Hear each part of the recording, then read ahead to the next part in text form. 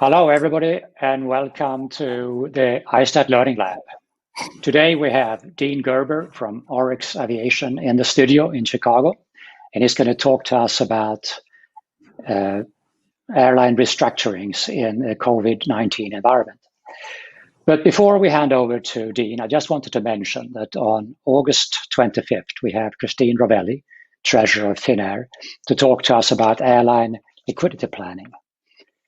And on September 8th, we have Marianne Riggi from Kroll's rating agency to talk about airline ratings and bond ratings. And on September 22nd, we have Shannon Ackert from Jackson Square talk about aircraft and engine maintenance. And on September 29th, we have Ronan Doyle from PricewaterhouseCoopers to talk about lessor accounting in times of crisis.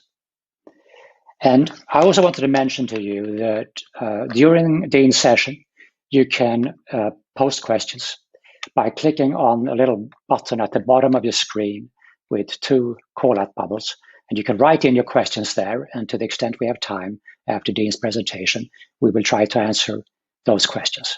And also, if you want to make the slides bigger on your screen, you can click the corner of the frame and enlarge it and just drag the corner down. Or if you want to see more of Dean, you can click that video frame also in the corner and make that bigger, as you wish. So Dean Gerber is General Counsel of Oryx Aviation, and he has 35 years of experience in aircraft finance.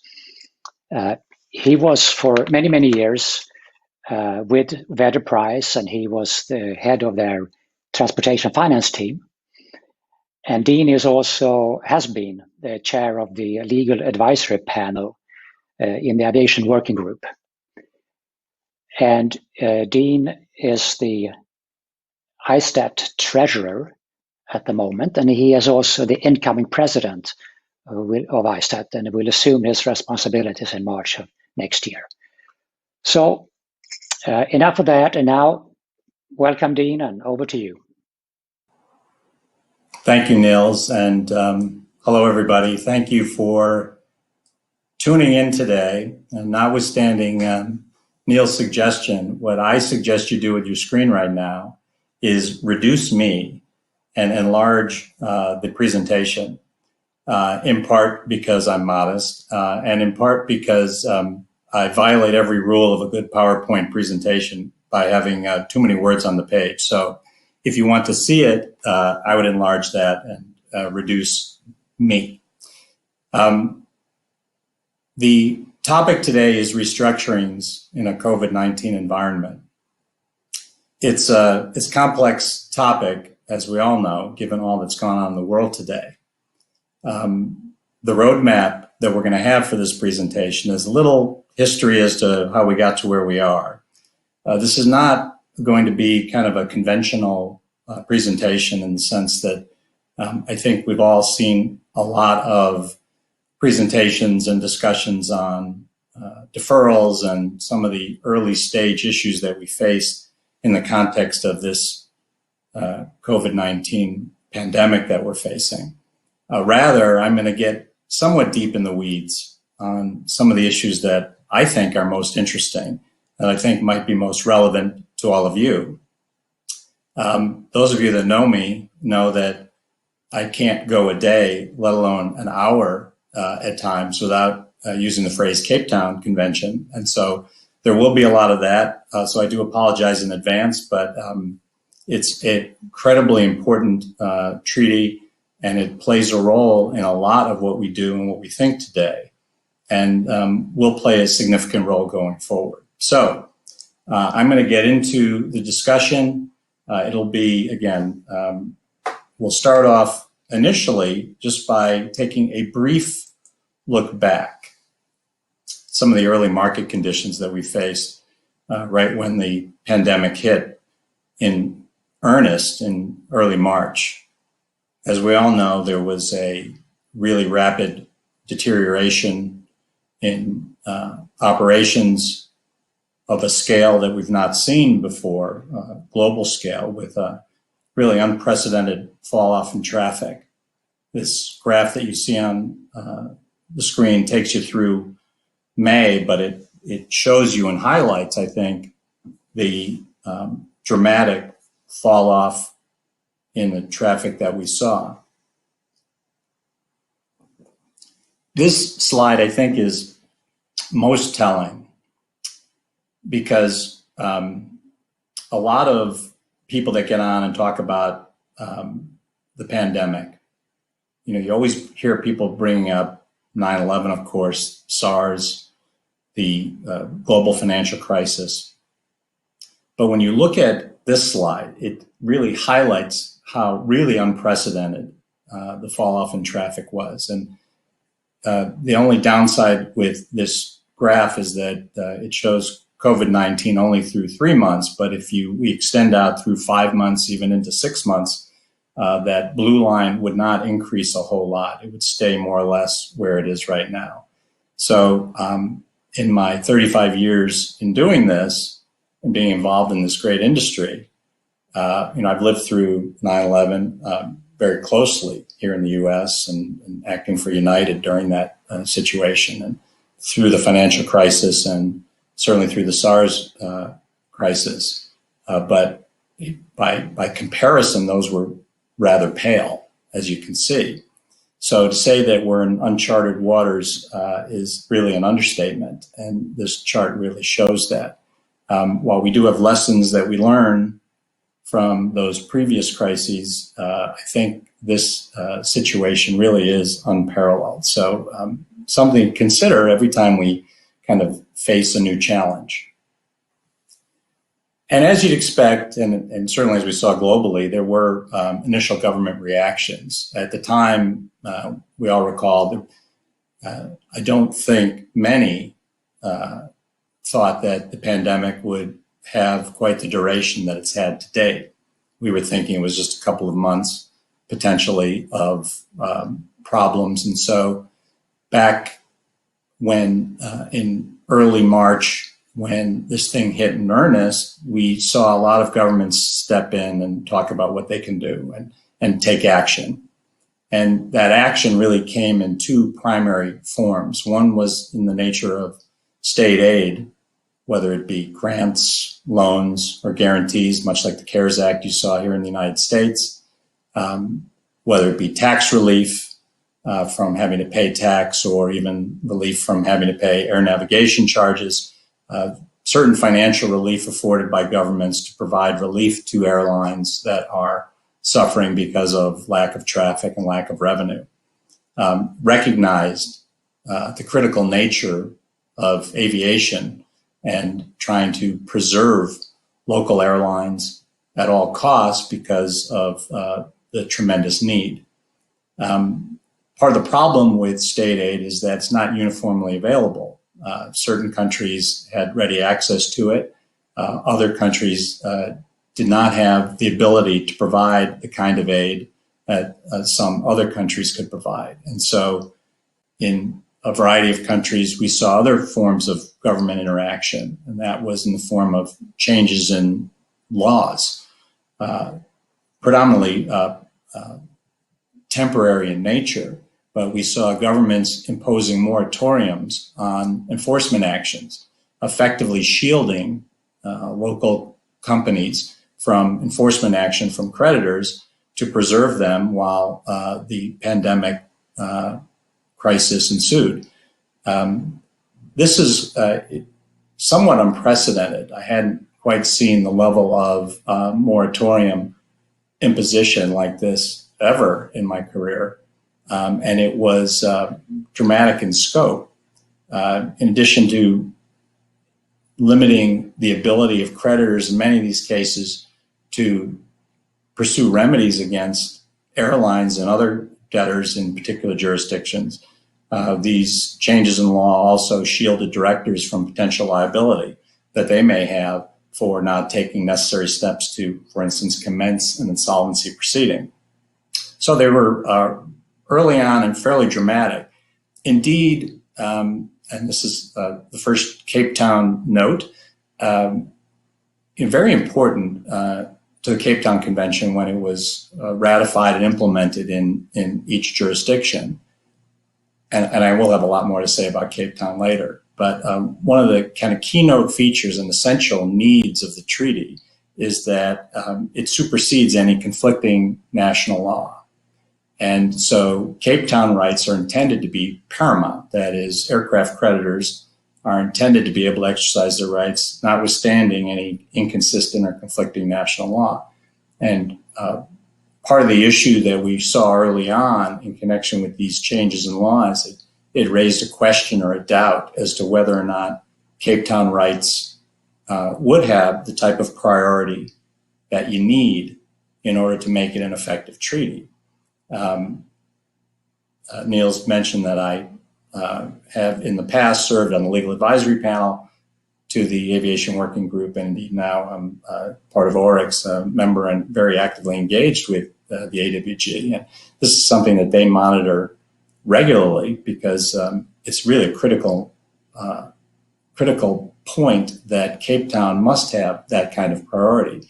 And these changes in law really did create a good bit of uncertainty as to whether or not Cape Town did indeed have the priority needed in order to allow creditors to go in and exercise rights and remedies. Now, as we'll see, kind of an overarching theme of this discussion is that at the end of the day, market conditions are the most important factor in determining what rights and remedies creditors will exercise. And in the face of a raging pandemic, when you could barely move from one town to another, let alone country to country, it limits your ability to even consider enforcement remedies. And so maybe not such a big deal in the context of the current market environment, but still important things that we lawyers certainly spend a lot of time thinking about. Excuse me. So initial airline reactions, I think we all have seen how that works and what was sought. Airlines went out typically seeking 3 to 6 months of rent deferrals, some forbearance of some type. Creditors would often like to see some sort of most favored nation clause to allow for the fact that they don't want to be giving up more than, say, the airline might be giving to other creditors similarly situated. And that was the early reaction from the airlines and from lessors and lenders to that, to the extent they can. Transaction type also often played an important role in determining what type of deferrals one could even obtain. You need to be able to get a consent in order to get a deferral. And leases are often the easiest place to go look for those types of things. And so lessors, operating lessors in particular, were often the first to be called when deferrals were sought. If the transaction was part of a larger structure, if it was part of a capital markets transaction, if the transaction had debt associated with it that made getting consents easier to obtain, that often played a role in whether or not a deferral was sought. But typically that was the early game plan, while airlines and lessors and lenders and other creditors were seeking to see how the pandemic would play out and how what the duration of it might be. Typical key legal considerations, and there's a lot of discussion on this in other seminars and industry periodicals of what you need to do when you're thinking about making or permitting deferrals. You know, you do your documentation review and note red flags from that. You update your local law considerations and reach out to local counsel to get any updates that may have arisen since you first did your transaction. You confirm your filings and your registrations to ensure that you're properly protected and perfected. You analyze any potential cross-default rights you may have in your underlying documents, because that is always a critical analysis and very important in the context of exercising remedies. You review your remedies with respect to redelivery obligations and deregistration and export rights. You locate your engines. You see what kind of swap rights the airlines have in the context of perhaps returning engines that may not be yours.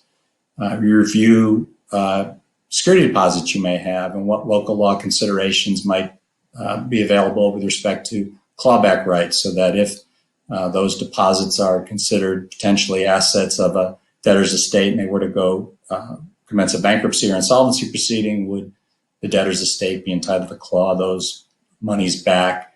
Obviously, you review your maintenance status and potential for liens. Is the equipment in the shop? What do you need to do to consider in order to get it released? What you might have to pay? And I think, there's nothing new or dramatic in any of that. You'd probably do that in the context of any default setting, let alone one in the midst of the COVID-19 situation. The one thing that I will throw out that was kind of new and different is there was a lot of discussion early on about force majeure and as a possible defense to performance under aircraft financing documentation.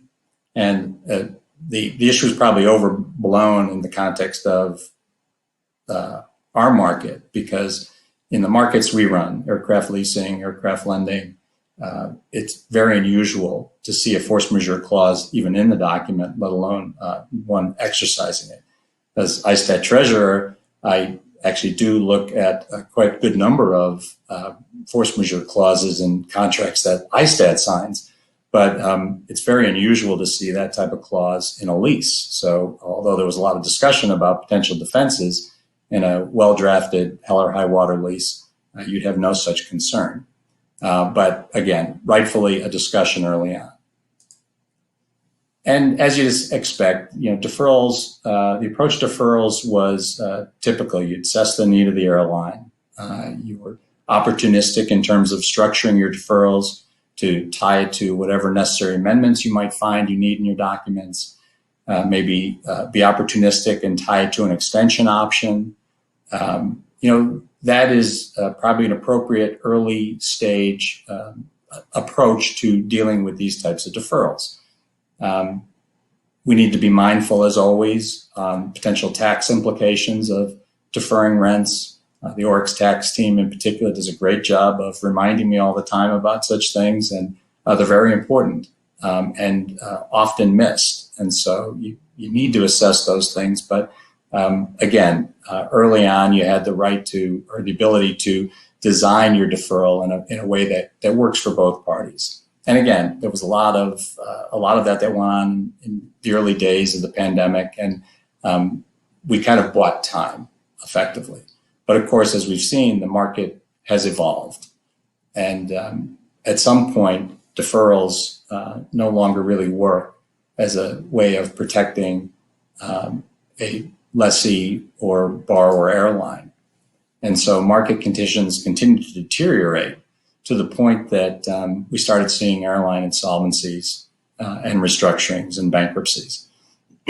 This slide is, I think, telling. And these are just the insolvencies, restructurings since March 1. A lot of them are larger air carriers. There's a lot of aircraft. This list is most certainly going to grow.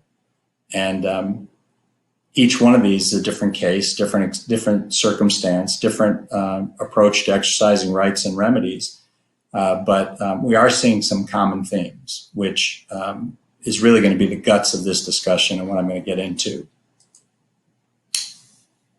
And as always, when you're thinking about airline restructurings in a market like this, the key considerations driving the decisions are, first, your available securities. So whether you have a letter of credit or security deposits or any potential cross-collateralization, supporting the obligations owed to you, that's really important, critical first step in looking at what you've got. In this environment, the repossession logistics, including engine pairing, is just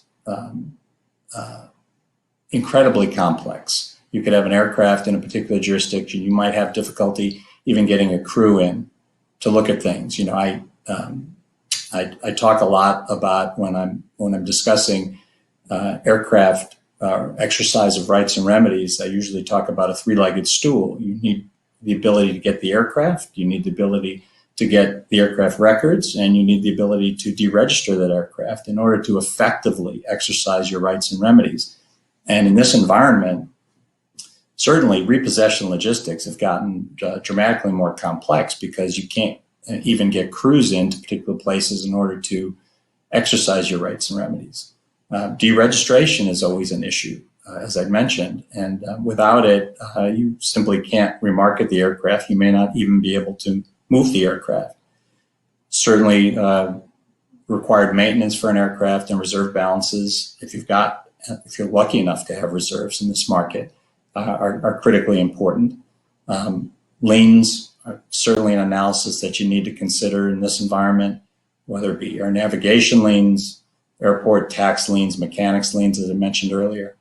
And of course, the market conditions that are really going to be driving you in this environment is your ability to remarket aircraft. When I was actively representing United during their bankruptcy right after 9/11, and if you looked at the way that the 9/11 market ensued after the attacks on the World Trade Center, what you saw in the aviation market was a dramatic decline in remarketing opportunities, particularly for older narrow-body aircraft, and that had a big impact on creditors and their desire to even seek repossession. And so you can't avoid those types of market considerations. And in this environment, it's magnified to the point where there's no real place to move equipment to find a new home for it in this environment. And so that clearly impacts your negotiating strategies with your debtor airlines. And to kind of highlight this is, let's look back. It's actually not even a year ago when we were all talking about Jet Airways. And when you think about what happened with Jet, Jet hit financial difficulties. It had problems. Aircraft started coming out, and creditors were more or less really actively engaged in repossessions back then. And why? Well, they were actively engaged because there was a place to actually take your aircraft. And this chart, if you can see it, I know there's a lot on that page, but it kind of highlights where Jet's aircraft ended up. And while a lot ended up with SpiceJet in India, still a good number of them moved out of the country within just a matter of a few months. And again, it was the scale of Jet that's the dramatic part of this, is that in the scope of just a few months after Jet had hit its difficult times, a good number of those aircraft were already taken out, remarketed, notwithstanding some challenging legal issues in India, taken out, remarketed, and placed with new operators to continue the revenue flow to lessors and other financiers. That was not even a year ago. It's inconceivable that you could get that kind of result in today's market. So, when I say market conditions dictate the approach to restructuring, it's very clear. Whereas if the Jet situation were to occur today, I imagine, no doubt, the result would be vastly different, and the approach taken by lessors and lenders would be vastly different. So I'm going to hit the pause button now because now we're going to get into a bit more of the meat of the discussion. And you really can't have a quality discussion on the topic of restructurings in this environment unless you've got a really good base understanding of the Cape Town Convention's substantive insolvency regime, which I will get to. So broadly speaking, Cape Town Convention has been widely adopted. And if you look at the map on the right there, the shaded areas in blue show the jurisdictions that have ratified the treaty. It covers a good part of the globe, which is great. The treaty went into effect March 1, 2006. And if you look just the sheer number of countries that have ratified this treaty, it's safe to say, and I'm sure Jeffrey Wool at AWG would agree, it's the most successful commercial law treaty, or certainly one of the most successful commercial law treaties ever, widely adopted. One of the driving forces of the ratification of the treaty is what we call Alternative A. And Alternative A is a clause in the aircraft protocol that drives a lot of what Cape Town is about. For those that are familiar with U.S. airline bankruptcy law, you may be familiar with Section 1110 of the U.S. bankruptcy law. And Alternative A is really modeled after Section 1110. And I'll get into a little bit about what Alternative A provides, but its underpinning is that it's designed to create certainty for aircraft financiers. It was really one of the key drivers for the Cape Town Convention. And the whole theory behind it is you decrease risk to financiers because they know full well what will happen in a bankruptcy. You reduce the cost of financing because you reduce the risk, and thereby increase the availability of financing because of that reduced risk. It's proven out in the market to be the case that Alternative A, like Section 1110, does indeed provide better certainty and reduce risk, which is a good thing for all of us. It also provides predictability. Section 1110 and its process is very well understood and predictable. So we've been through a number of U.S. airline bankruptcies here in the U.S., and we can now predict with some certainty how those cases will transpire over time, right from the petition date on. And indeed, what we're seeing a lot of in the Alternative A bankruptcies, which we'll get into, is that process is very similar. And that's a good thing for our industry. That's a good thing for the market to have that kind of certainty and predictability. And you can't change market conditions, but knowing what the rights are legally is very helpful.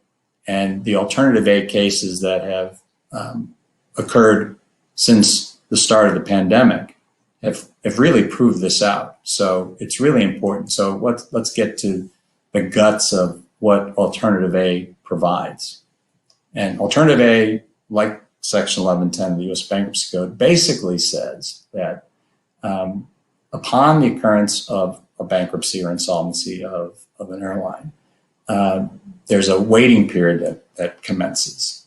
And unless all defaults have been cured and the debtor airline has agreed to perform all its obligations under the lease or the loan agreement, the debtor must give, important word, give, possession of the aircraft to the creditor effectively at the end of the applicable waiting period. And when countries ratify the treaty, they set what that waiting period is. It's really, that part of it is very similar to the 60-day waiting period under Section 1110 of the U.S. Bankruptcy Code. Prior to obtaining possession, the debtor in possession or the insolvency administrator must preserve the aircraft object and maintain it and its value in accordance with the agreement. That's a step up from what you'd find in Section 1110 and is really important. It hasn't been tested to any great degree, but it does put an onus on the debtor, in this case, to do certain things. And at the very least, preserving the object and maintaining it is an obligation that's set out in the treaty. So even though there might be an automatic stay, even though you might be prohibited from enforcing your rights and remedies, the debtor is nonetheless obligated to do certain things, and that being principally, preserving the aircraft and maintaining it and its value. Cape Town Alternative A, like Section 1110, doesn't affect the ability of an airline at some point into the case to reject your lease if that's a right otherwise available to them under the applicable insolvency law. But it does prohibit cram down. And I'm going to discuss cram down to some length in a bit when we talk about some of the schemes of arrangement that have occurred or in the process of occurring. So that's in a very brief nutshell, Alternative A, and it is really a critical item to know, because so much of what we're facing in today's world is driven off of what these rights are.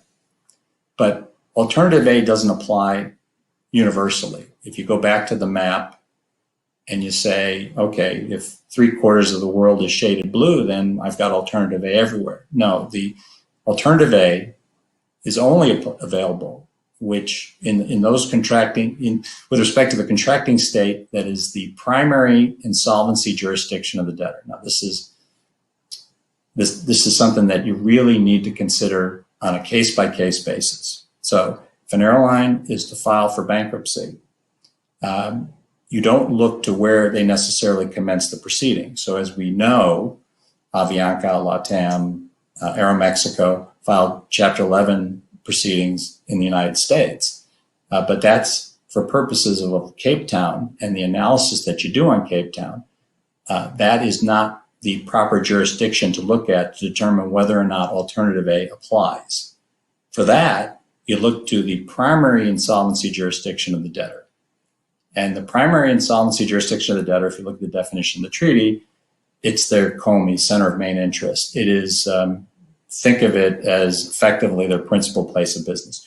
Usually, there's not much of a discussion as to what the primary insolvency jurisdiction of applicable debtor might be. But it is an important consideration. There was a case a couple of years ago, a helicopter company, CHC, that filed a proceeding in the U.S. where it was there was a question as to what its primary insolvency jurisdiction might be, because some in the industry were questioning whether or not it was a Canadian center of main interest or a U.S. center of main interest. And in that case, it would have had a different result depending on how you came out with that. So again, in most cases, it's not a guessing game as to what the primary insolvency jurisdiction is. And I will talk a bit more about that as well down the road. Last thing I want to say about Cape Town, and I mentioned the Aviation Working Group some already, they do a great job of monitoring compliance with the treaty. Just since the pandemic hit, the AWG has been incredibly active in monitoring the changes in insolvency laws that I'd mentioned earlier. And as part of this slew of bankruptcies that we've seen, they've been very active to ensure, as best they can, that the treaty is being properly complied with. AWG has got a compliance index that they put together that monitors and scores on a country-by-country basis CTC compliance. And this is really an important index in the sense that for creditors, we can all go and look at this index to determine whether or not, see how a country scores relative to other countries. And it's important because if you see a country that may not be complying with its Cape Town obligations, what you're going to see is that their score might fall a bit. And that's an important consideration for all creditors. So I encourage you, to the extent you can, take a look at that and see for yourself how this works. And to me, in this environment, this is where the rubber hits the road.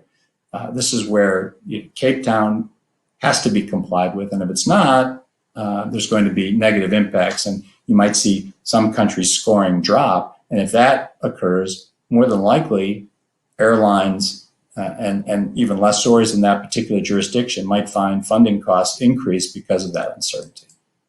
So that was my Cape Town digression. But I think it's important that we have that background in order to now look at the methods of reorganization that we're seeing in the market today and how this is all working out in the context of this global pandemic that we're facing. So, I put the methods of reorganization that we've seen today kind of in three buckets.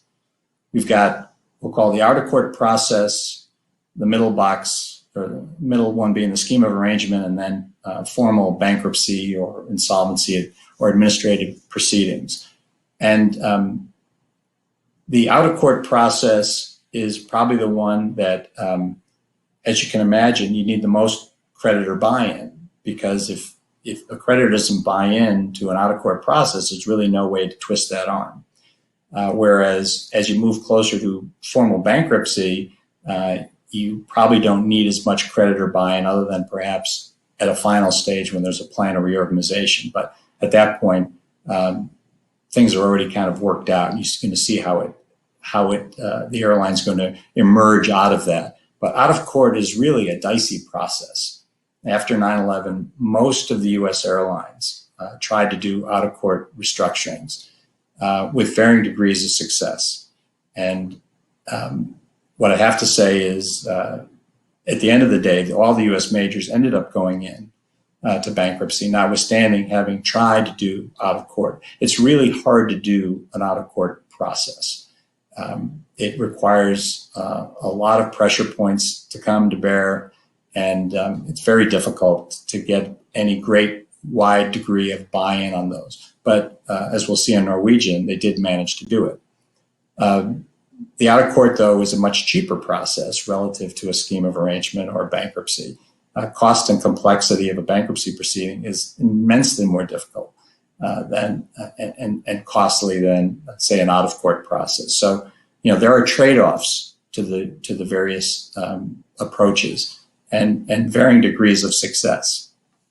So I'll talk about briefly in the time I've got left is how this is playing out with, the one major out of court process that we've seen, which was Norwegian, schemes of arrangement, which Virgin Atlantic and NAC, Virgin in the UK and NAC in Ireland have utilized, domestic arrangement, which Virgin Australia through in Australia is handling, and then non-U.S. operators availing themselves of U.S. Chapter 11 proceeding, which I think is really important. And that part is, we'll talk a bit about that. So let's start with Norwegian. And Norwegian was effectively a debt for equity swap at its core. And again, all the information I'm providing here is public information. You could go on the website, NAC website, or NAS website for this and find this information. But they were basically asking for rental haircuts with a PBH period in exchange for equity. And when you look at how this eventually played out, the anticipation was, and this proved true, is that lessors would end up owning a majority of the airline. And that's, in fact, what happened. They traded in exchange for rent deferrals and rent haircuts. They effectively got equity. But it's a tough sell, right? Because you've got to get lessors who are not obliged to agree to buy into the process. And it really highlighted the challenge of trying to do something like this without a court-supervised process. Now, the Norwegian government played a role in this in the sense that they offered effectively a financial lifeline to the airline, but only if they achieved certain milestones within a certain prescribed period. And everyone knew what it was. And so the leasing companies were all put in a position where if they didn't agree, more than likely the airline wouldn't survive. And so they made the choice to buy into this process to keep the airline alive. But it was a difficult, challenging process. And you can imagine Norwegian going out to each lessor trying to convince them that they needed to buy into this process. But it was very clear they needed to do that in order to satisfy the state aid requirements. This wasn't a formal insolvency proceeding. There wasn't a Cape Town or 1110 process involved. It did create this strange dilemma for creditors. And this chart that's a little hard to see on the right here kind of highlights, if you can focus in on the areas that I've highlighted at the bottom there, the leases were kind of the low-hanging fruit in terms of what Norwegian could get in terms of haircuts. The transactions that are included on the left side there, which are I'll call them the larger structured finance deals, ETCs and some of the export credit and AFIC and other type transactions. Those are just more challenging transactions to get consents and approvals on. And in the time frame that the airline had, it didn't really think it was going to get much buy-in there. So it really focused on the leases and got what it could on the leases. And ultimately, they got what they needed in order to achieve the milestones and get the state aid that they were looking for. And so in that regard, it was a successful restructuring. But did it address all the problems and provide all the long-term relief that maybe they wanted? It's hard to say. When some airlines go bust, and again, I'll focus back on the U.S. airlines in the early 2000s, when they filed for bankruptcy protection, fleet restructuring, right-sizing the fleet, marking to market the costs of leases and financings under the fleet was part of the equation. But they also had labor and employment issues that they wanted to address as well. And it's near impossible, certainly more challenging, to try and address those issues out of court. So Norwegian was very focused in terms of what they wanted to do. And you'd have to say it was a pretty successful restructuring.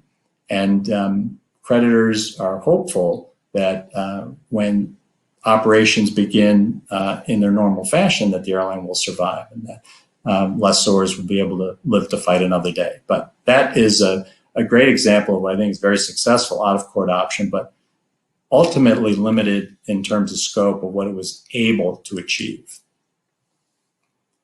Kind of the middle ground restructuring are these schemes of arrangement. And the key features of a scheme is effectively you line everybody up and put them in groups. And it's a statutory process, but effectively you lock creditors into particular classes. So easy class is operating lessors. So we put all the operating lessors in a particular class. Unsecured bondholders, you get to go in a particular class. What the scheme, which is not unusual, it's not a new idea. Schemes of arrangement have been around for a long time and are often used outside of an insolvency context to allow for restructurings of sorts. But in this context, very clearly being used as a tool to achieve a distressed creditor, distressed debtor restructuring.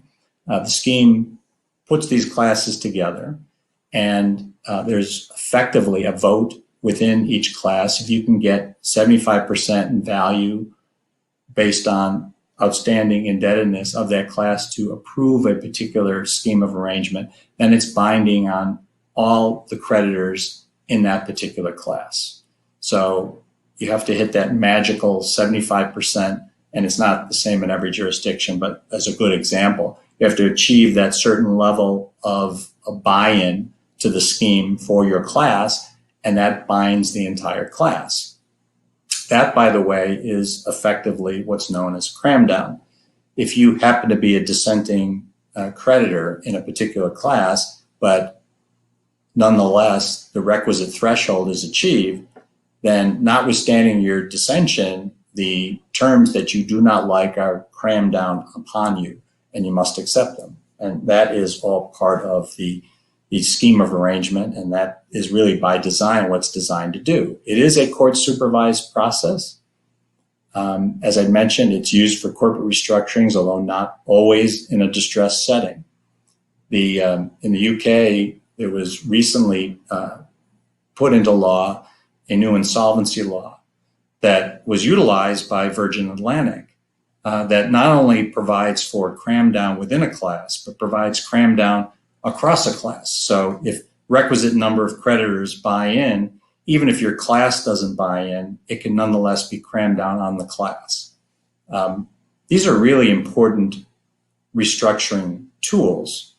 The cross cram down, by the way, is only allowed under the UK insolvency law, where a company demonstrates that it's in financial difficulty, affecting its ability to carry on as a going concern, which in today's world, frankly, isn't all that difficult for any airline to suggest. So schemes of arrangement are kind of this middle ground, but there is this intersection that it has with Cape Town. This is one of the most interesting issues that I've seen to date in in the context of the pandemic that we're facing. And it's an issue that will have real ramifications. As I mentioned previously, Alternative A, which is kind of one of the keynote features of Cape Town and one of the part of the foundation upon which it was built, specifically provides that no obligation of a debtor may be modified without the consent of the applicable creditor.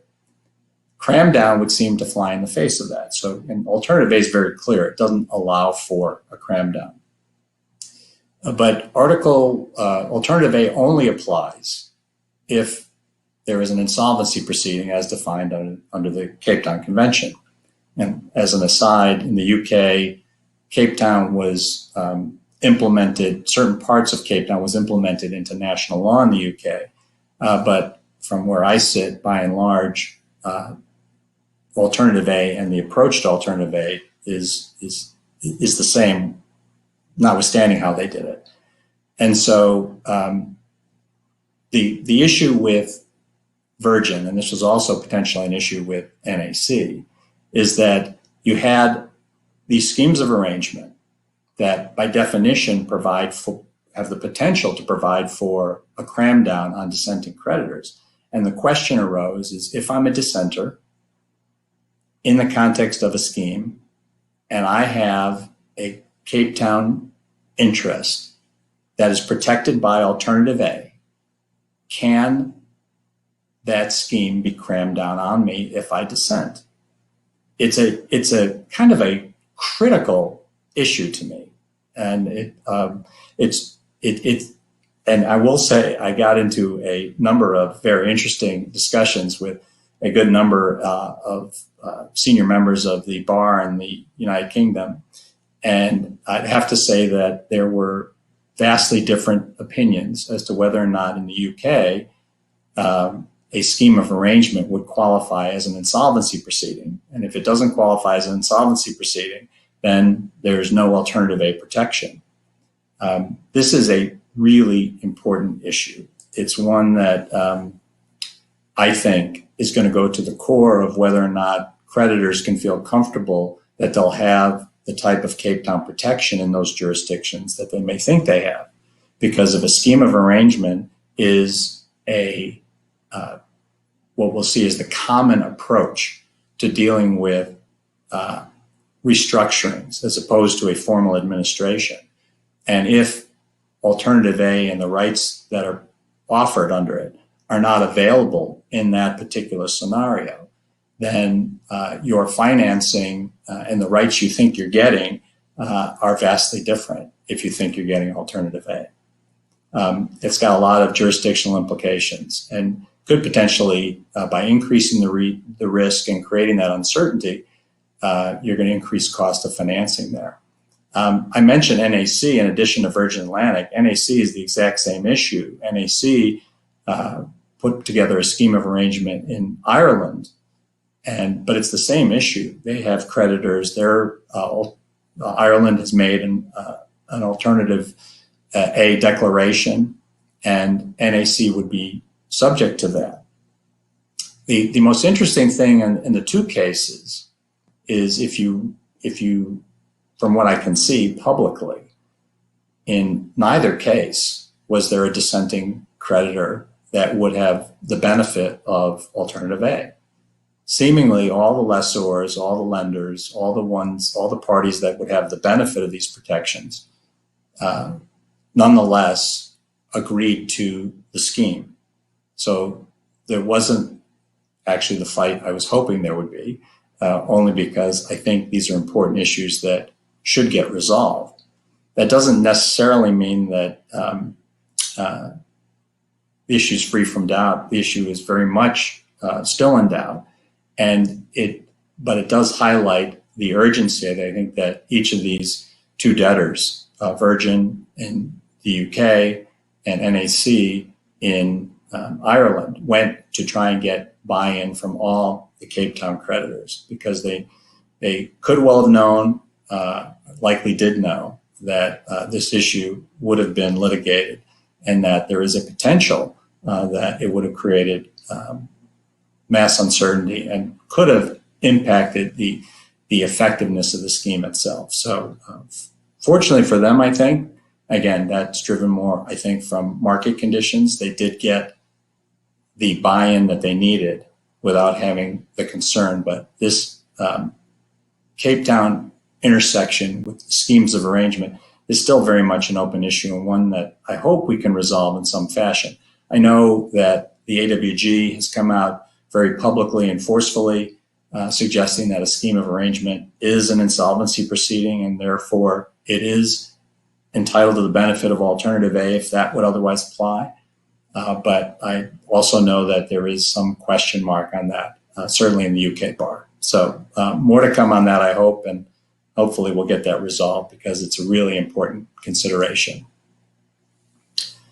So as we move into the last phase, we get into actually formal administration or bankruptcy proceedings. And these are, I think this whole process has gotten to the point where, as I said, it's become more predictable. And the thing for me is just watching non-US airlines, but engaged in a process that's very familiar to me, having been through a number of US airline bankruptcies.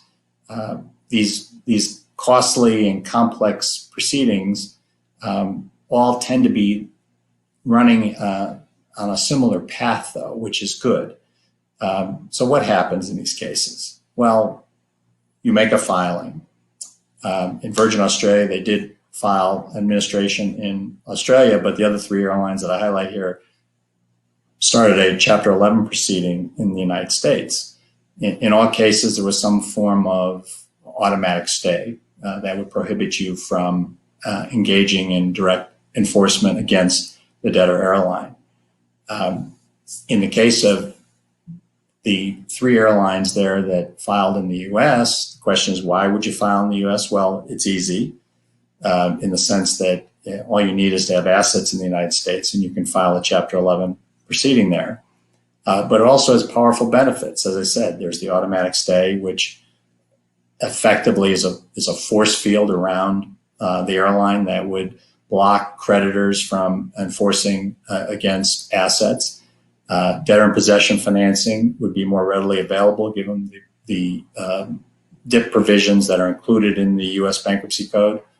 And one of the other benefits is the ability to assume and reject executory contracts, most notably which are leases. And so if you want to restructure your fleet, Chapter 11 is actually a very good process to do it, notwithstanding the cost and complexity associated with it.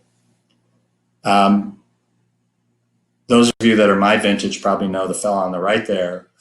That's Lee Majors, the $6 million man who, from a TV show in the 1970s, the Chapter 11 process is by design a chance to rebuild.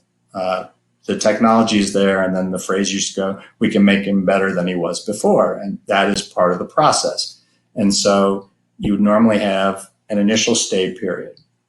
And the way that all these cases tend to work, typically, certainly in the Chapter 11 scenarios, there'd be day one rejections, which are aircraft that the airline doesn't want, not interested in, and knows it's not going to keep. Often they're airlines that are in the worst maintenance shape, and or they're part of a fleet plan reduction that they knew or maybe even had going into the bankruptcy. There's normally some form of adequate protection stipulation, some agreement, some path forward that the debtor and the creditors can agree that dictates how things progress going forward. And certainly even in Australia, what we saw, Virgin agreed what they call these protocols with all their creditors. And on the Avianca and LATAM side, they agreed these adequate protection stipulations, which by all accounts are effectively, let's build in a waiting period as between ourselves through an agreement, because we know what happens if there is an alternative A obligation, or much like a Section 1110 obligation. There's a waiting period during which the creditor can't do anything, but the expiry of the waiting period, the creditor then has decisions to make. And so during this initial waiting period, the creditors and the airline get together and they talk about these protocols, these adequate protection stipulations, to buy more time, effectively extend that period on. And that's what happened here. If market conditions were better, if aircraft were really remarketable, if you could get them back and redeployed quickly, creditors would probably be more active in negotiating these types of things and more aggressive. But as it stood, a lot of the creditors had very little leverage over the debtor airlines in this market. And so what we're seeing is effectively power by the hour arrangements during some stay period. And it gives everyone a chance to kind of decide how they want to proceed, whether this thing's going to continue on for an extended period. These adequate protection stipulations or protocols had what I'll call modest return conditions in them that would allow, if the waiting period did end, it would, by agreement, agree, notwithstanding what might be in the Cape Town Convention, what obligations the airline has to return the equipment. It does provide a lot of flexibility for the airline while it develops its fleet plan. In the case of Virgin, it provided an overlay for the potential sale of the airline or some injection of capital. And so the point I'll make here, and again, I'm glossing over some really complex, difficult, challenging negotiations and process, is that a lot of this was predictable. And I think, as I said, I think it's a really good thing for our market. I can't change market conditions, right? And but in terms of what the process should be, if we can all agree that this is the way forward, this is the way these deals work, this is the way restructurings happen, then I think that's a good thing. No one likes being in restructuring. Airlines don't like it, creditors don't like it. But if the process itself is well understood, it's predictable, the time frames are more or less understood, that actually will even drive down the cost of those proceedings. And certainly, knowing what we know, it's going to certainly make it easier to achieve the goals that we have. Important thing to remember, unlike, say, some of the other approaches, when there's a formal bankruptcy or administration, ultimately, there's a couple of things for creditors to consider.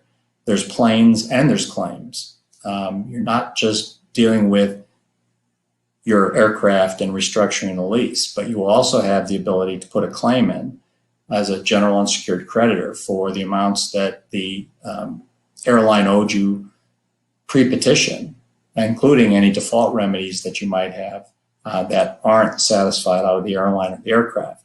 And so those claims are of value. And that's something that we need to consider in the context of the case, often try to preserve, at some point even able to trade, but that's part of your recovery in a formal administration or bankruptcy. As I mentioned, the bankruptcy analysis in these cases is, as you'd expect, in Virgin's primary insolvency jurisdiction or its center of main interest is certainly Australia. The proceedings in Australia made the Alternative A declaration. So yes, Alternative A is available. In Avianca, its primary insolvency jurisdiction is Colombia. The location of the primary proceeding is the United States, but because the US and Colombia are Cape Town jurisdictions, and because Colombia has made the proper Alternative A declaration, then yes, Alternative A is available, notwithstanding that the proceeding is in the US. Unlike LATAM, which is a Chilean entity, and putting aside subleases to LATAM affiliates that may be in Cape Town jurisdictions, by and large, equipment that is just leased to LATAM, for example, wouldn't have the benefit of Alternative A because Chile, which is the primary insolvency jurisdiction of LATAM, did not make is not a Cape Town jurisdiction at all, let alone make an alternative A declaration. So that is a brief analysis of how you look at these cases. Again, not often easy, or certainly in certain situations, not easy to determine primary insolvency jurisdiction, but in this case, relatively simple. And finally, the last point I want to make, just to show alternative A in action, and this is, and then we'll get to some questions. In the Virgin Australia case, there's an interesting dispute going on there that I think is really important. Again, shows you the value of having the benefit of alternative A. Willis leased engines into the airline. Willis did not agree to the protocol. They didn't agree to some adequate protection type stipulation for the waiting period. The administrator issued effectively a rejection notice of the Willis engines, which happened to be on wing of 4 different aircraft located in 2 airports, one of the airports, I think, if I read the pleadings correctly, didn't even have the capability of dropping an engine. So Willis was told that they're entitled to go get their engines, but those engines were on wing. And in one case, with limited ability to even go and drop the engine, let alone get it out of Australia in the middle of the pandemic. The court in Australia signaled that it, notwithstanding the suggestion by the administrators that Cape Town, when it says you have to give the equipment back, means that it requires actual delivery of the engines to the lessor at the airline's cost. And effectively, without more, the location of that delivery will be the location specified in the agreement, which in this case was Florida. This case is not fully resolved, and I know there's discussions going on. There was a hearing even today that got postponed to Monday on this very point. But it's a really important element of alternative A. And even though Cape Town's been around for 14 years, it's still a very young treaty, and it still needs to have cases like this so that we can better assess what it means. But in this context, I think it's the important takeaway is that the lessor in this case had Cape Town rights. Those rights actually were enforced by the local court.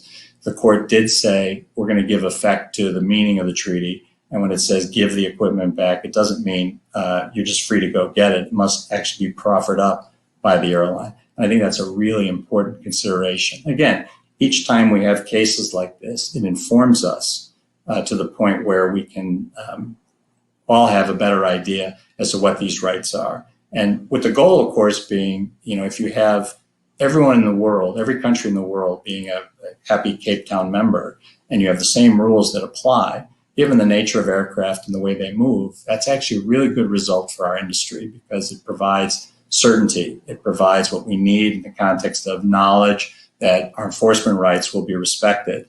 And each case in a particular jurisdiction may well inform courts in other jurisdictions. So there's a lot of good takeaways already from this case.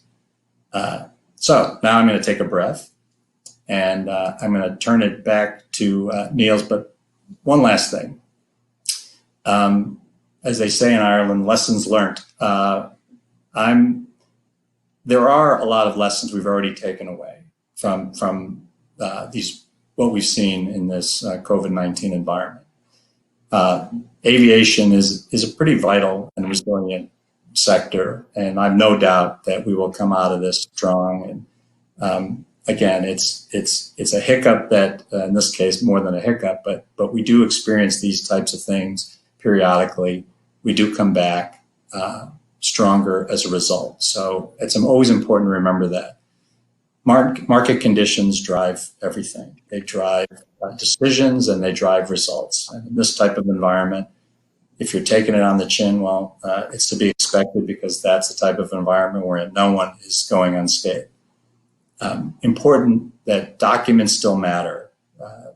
we spend hours upon hours, negotiating leases and loan documents. And often you see lawyers huddled up arguing about 3 days or 5 days or 7 days on grace periods. I don't dismiss those things. Those things are, documents still matter. And so I encourage you to consider that. In this environment, ground game is really critical, and it's important to have direct contacts with the airlines. It's important to have good relationships with the airlines. They do help, but it doesn't mean you don't have proper outside and internal counsel guiding you, because knowing what your rights are will help you make the right decisions. And finally, I'd have to say one of the key takeaways is Cape Town works. It can help drive the process. And it's really important consideration. And like I said, there's a reason I talk about it every day. But questions remain. So we're going to have to spend some time over the coming months and years kind of assessing where we are and where we still need to go in terms of driving the right results we want. So I'm going to stop there, turn it back to Niels, and hopefully we'll do some Q&A. Thanks, Dean. That was really interesting. Okay, one thing, if this pandemic goes on for a while and a lot of airlines file for bankruptcy, are the courts, do they have the capacity to deal with all this? I mean, there are other industries also that are suffering. Could we end up in a bottleneck? Potentially, although I think the courts can handle it. I haven't seen, I mean, you've got limitations already in terms of what courts are going to be doing. In terms of in-person hearings, everything's being done electronically. Some courts in New York in particular are opening up again. But, things have been getting done. And so I do expect that, notwithstanding the environment we're in, that the courts will be able to handle things. And as I said, we know the path now. It was different when these were cases of first impression with the court, where you had a judge who didn't know anything about, well, in Cape Town, didn't know anything about aircraft finance or leasing. And so I think now, certainly the legal bar is well advanced. I think the courts and judges are getting better educated. I know AWG is doing yeoman's work in trying to better educate judges on cases like this. So, yeah, I do think they'll be able to handle it. And another question is, this scheme of arrangements, is that available in the UK, or is it other jurisdictions that have that same? Well, I'm no expert on. I actually must say I didn't spend a lot of time with schemes of arrangement up until this past year. It's available in the UK, and certainly the new UK law adds a bit more teeth to it from the debtor's perspective. It's available in Ireland, and like I said, I think that's going to be the real challenge when alternative A declarations were made in those jurisdictions. Again, my assumption was anything that resembled an insolvency proceeding certainly would have the benefit of alternative A. And now there's that question mark out there as to whether or not there is alternative A protection, because if schemes are the preferred approach to dealing with financial restructurings and alternative A is not available, then I really have to scratch my head and say, well, okay, then there's a cost that has to ensue as a result of that. Okay. And then a question on LATAM. I mean, they filed for Chapter 11 in the US, right? Because they have some assets there. But their primary jurisdiction is Chile, which is not a Cape Town country. Mm-hmm. Now, does that mean that Section 1110 is not applicable in the case of LATAM? Well, let's be clear. Section 1110 would never be applicable because Section 1110 is only for U.S. certificated air carriers. So LATAM wouldn't qualify for Section 1110 protection. The question was always, can they somehow, is there alternative A protection? And of course, no, because the home jurisdiction is not a Cape Town jurisdiction. But LATAM is tricky because the way they handle their fleet, they do a lot of subleasing, and aircraft are registered in Cape Town jurisdictions. And without going way deep in the weeds, I know eyes are already glazing over, there is Cape Town element to transactions that LATAM is involved in, even though they themselves are not in a Cape Town jurisdiction. Okay. There's a question from Eric van den Berg. He says, so with all the bankruptcies, Chapter 11 and the like, allowing the airlines to offload leased assets without penalties. Now, the lessor is stuck with the asset, but still has its obligations to the financing institutions and investors. Are we to expect that the lessors will do the same and leave the investors and financiers with the loss? That's a great question. Obviously, it's tough to speak categorically about it. NAC is a great example where they had leases and they've got lessors and they declared they're involved in a scheme of arrangement right now. I think lessors that have secured debt that are secured by specific aircraft and specific transactions on a non-recourse basis, whether you probably wouldn't need to resort to an insolvency proceeding to protect there. You're more likely just to hand the keys over if the equity's gone on a particular transaction. But to me, it's a real case-by-case analysis, and lenders are really smart, and they know. And if their lessor is a good partner and provides proper servicing skills that maybe the lender doesn't possess, then there's good reason to keep the lessor in the loop on things. And I wouldn't expect necessarily to see some rash of lessor insolvencies or bankruptcies. Okay. Asina May is asking this following question. Under Alternative A, all defaults must be cured and agreements to perform must be in place before the end of the waiting period or on the date at which the creditor would be entitled to the possession if the CTC did not apply.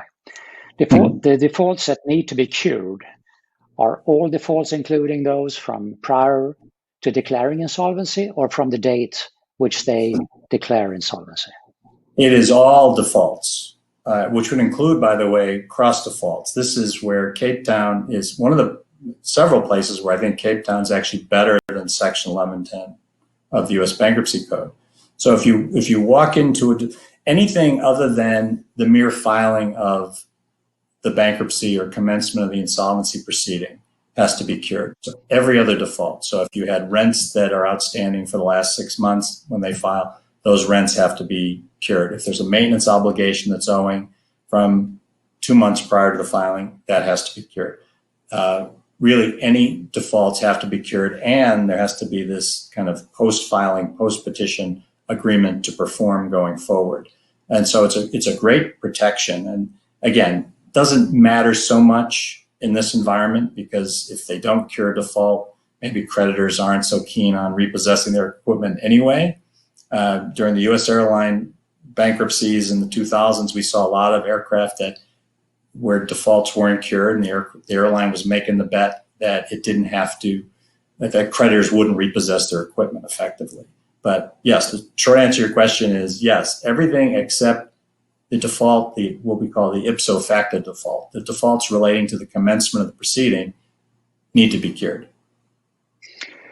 And Louis Emery has asked the following. Can you comment on how U.S. stay impacts a foreign creditor's ability to go after assets in a non-U.S. jurisdiction? Oh, Louis, Louis Emery always asks the really hard questions. And I'm going to let the foreign lawyers address the broad scope of the automatic stay.